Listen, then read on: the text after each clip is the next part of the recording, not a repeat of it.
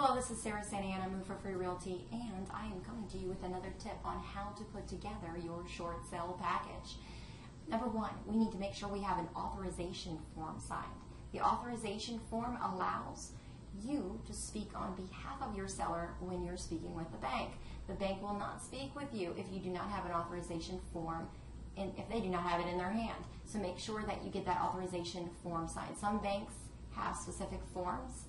Others will just take a generic copy, and if you need a copy, just let me know. And the next form that you need to have is a financial form.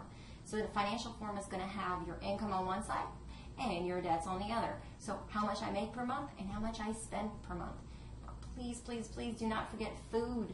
Do not forget, gifts and basic everyday household living. A lot of people underestimate those expenses, and it appears as if they may have a surplus at the end of the month, when in reality they don't. So make sure that you're filling out that financial form, and if you need to send it over to me to take a look at, please do so. Hardship letter.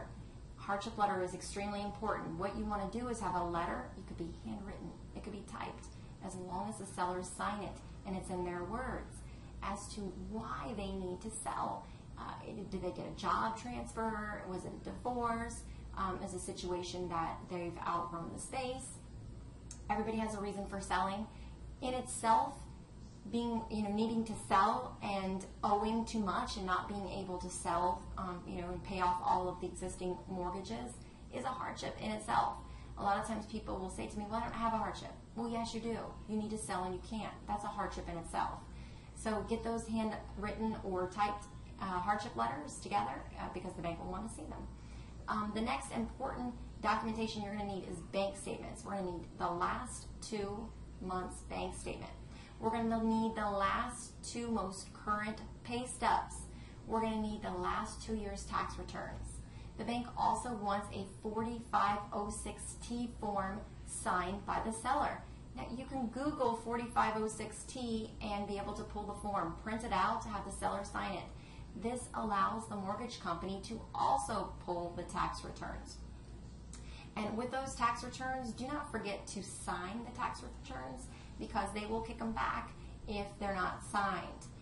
And the bank statements, very, very important to make sure that if it says page 1 of 7, 2 of 7, 3 of 7, all 7 pages must be there. A lot of times people will throw out page 7 because it's blank, and then the bank will kick it back because 7 is missing. So even if it's blank, if it says page 7 of 7, 5 of 5, doesn't really matter. Make sure all the pages are there. Comparables, very important. We want to let the bank representatives know exactly which properties we are considering comparable and show them the sales prices.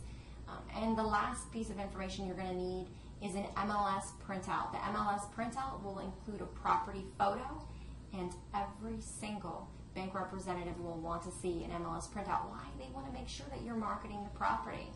I also include a marketing plan because that will again show the banks exactly what we've done to market the property.